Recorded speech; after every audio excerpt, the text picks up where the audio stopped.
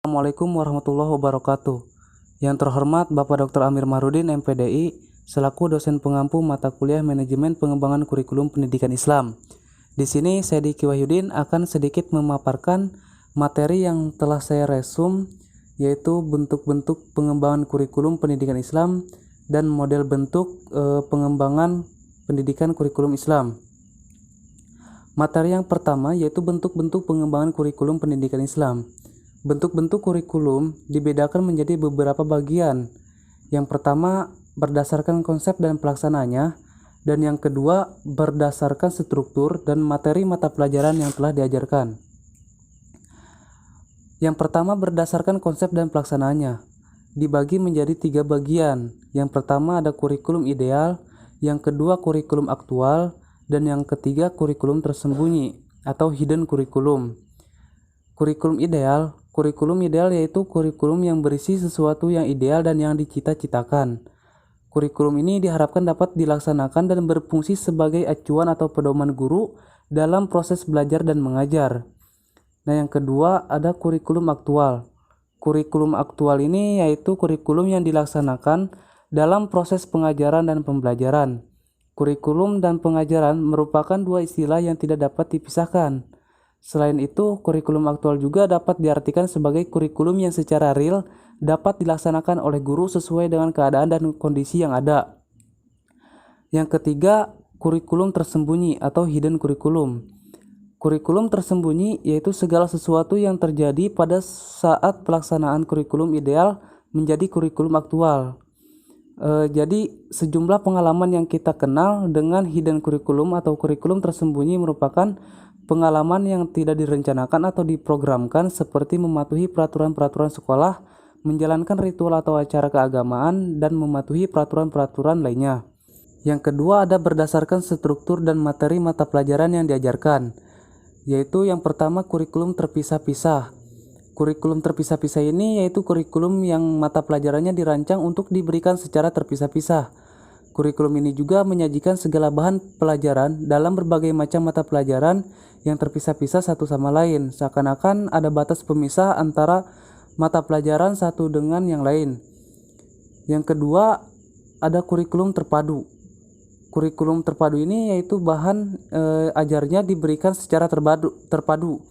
Dalam kurikulum terpadu atau terintegrasi, batas-batas di antara mata pelajaran sudah tidak terlihat sama sekali, karena semua mata pelajaran sudah dirumuskan dalam bentuk masalah atau unit.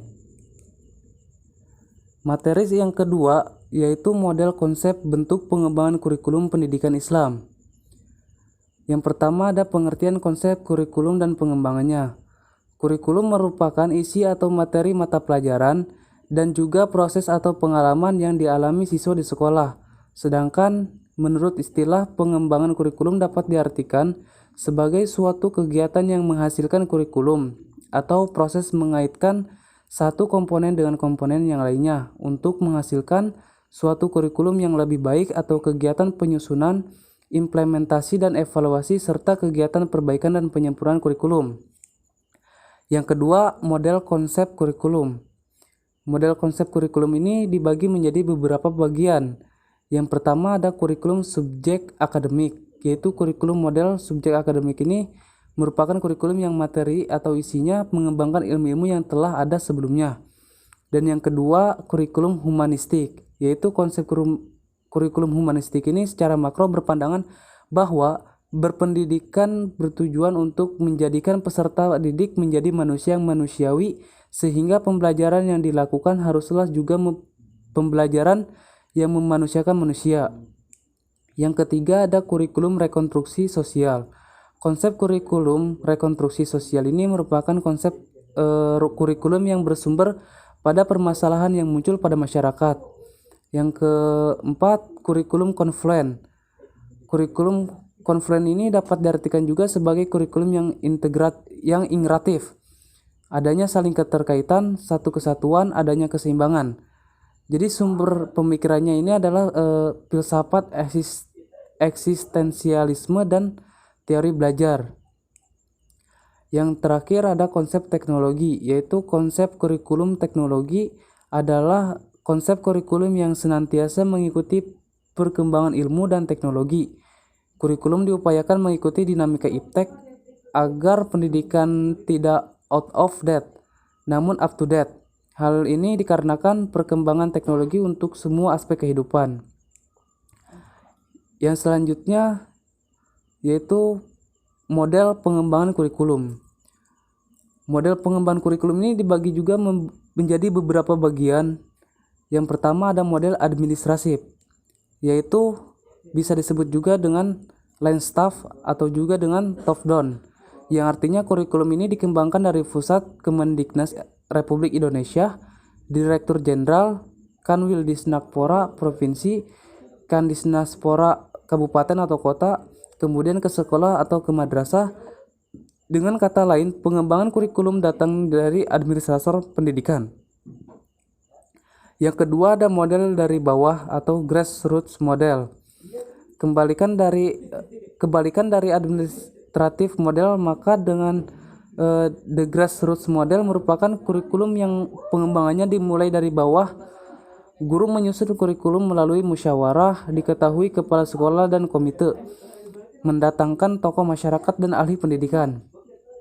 Yang ketiga ada model Beckham. Pengembangan kurikulum model Beckham sistem adalah pengembangan kurikulum yang menetapkan lingkup wilayah terlebih dahulu, misalnya sekolah, kabupaten, kota, provinsi, atau negara. Yang keempat ada model terbalik Hilda Taba. Model pengembangan ini dikembangkan oleh tokoh-tokoh pendidikan Hilda Taba, yang dimana pengembangan kurikulum ini melalui langkah-langkah, yaitu unit eksperimen guru, menguji unit eksperimen, revisi dan konsolidasi, pengembangan kurikulum, dan implementasi dan diseminasi. Yang kelima ada model hubungan interpersonal dari Rogers.